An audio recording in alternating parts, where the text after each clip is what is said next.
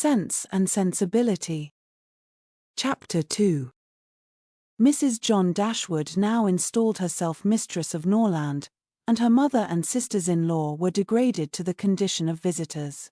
As such, however, they were treated by her with quiet civility, and by her husband with as much kindness as he could feel towards anybody beyond himself, his wife, and their child.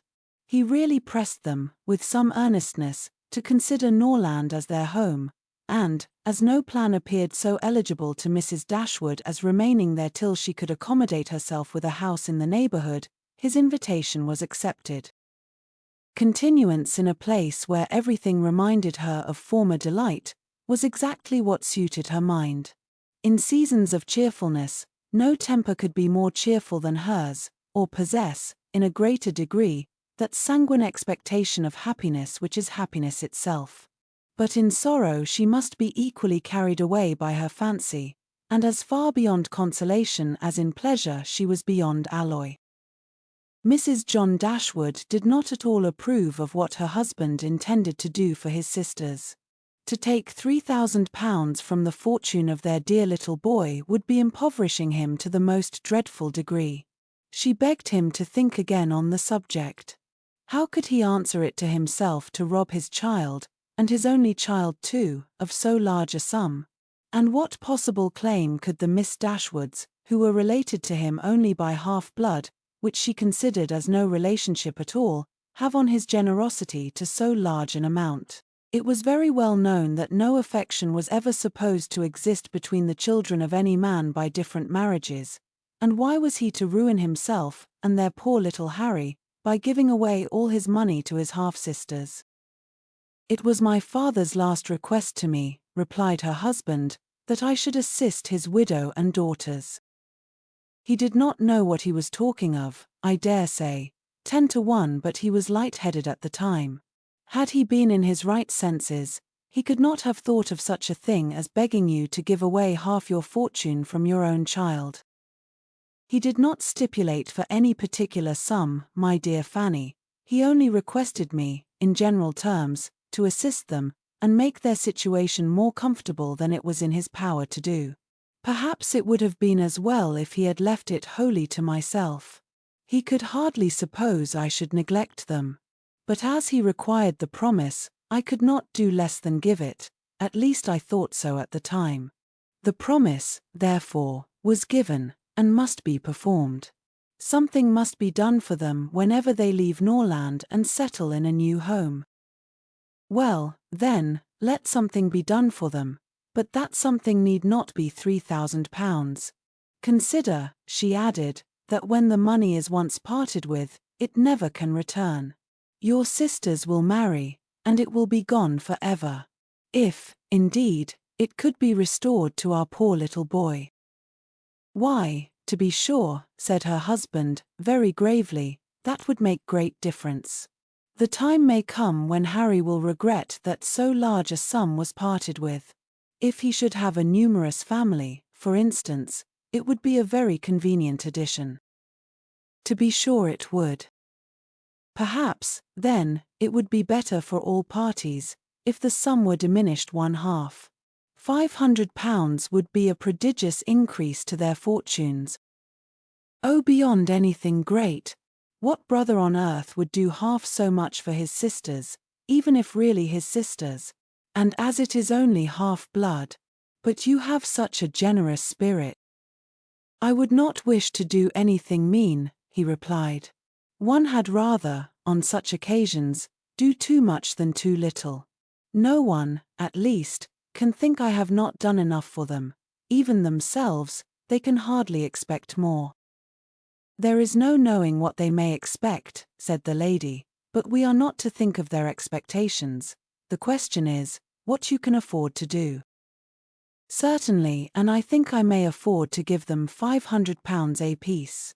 As it is, without any addition of mine, they will each have about £3,000 on their mother's death, a very comfortable fortune for any young woman." "To be sure it is, and, indeed, it strikes me that they can want no addition at all. They will have £10,000 divided amongst them. If they marry, they will be sure of doing well, and if they do not, they may all live very comfortably together on the interest of £10,000. That is very true, and, therefore, I do not know whether, upon the whole, it would not be more advisable to do something for their mother while she lives, rather than for them something of the annuity kind I mean. My sisters would feel the good effects of it as well as herself. 100 a year would make them all perfectly comfortable.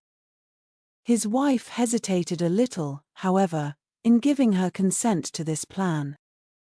To be sure, said she, it is better than parting with £1,500 at once.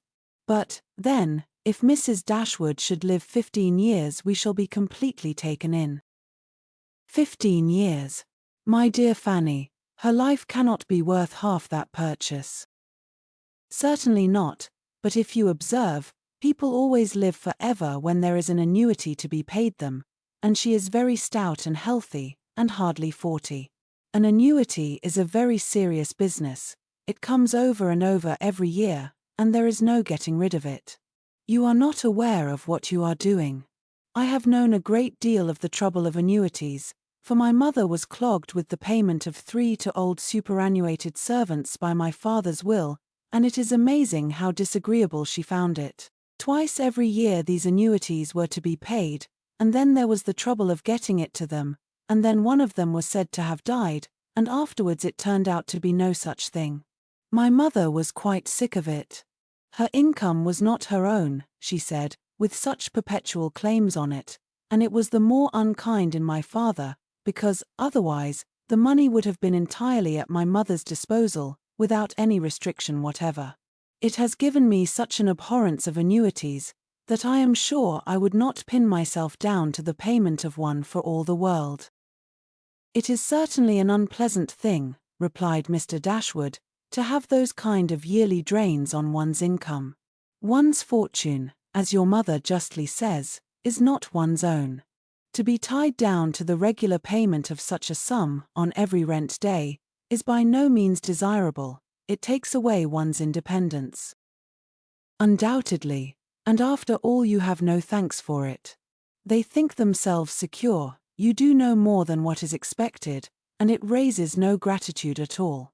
If I were you, whatever I did should be done at my own discretion entirely. I would not bind myself to allow them anything yearly. It may be very inconvenient some years to spare 100, or even £50 from our own expenses. I believe you are right, my love, it will be better that there should be no annuity in the case. Whatever I may give them occasionally will be of far greater assistance than a yearly allowance, because they would only enlarge their style of living if they felt sure of a larger income, and would not be sixpence the richer for it at the end of the year.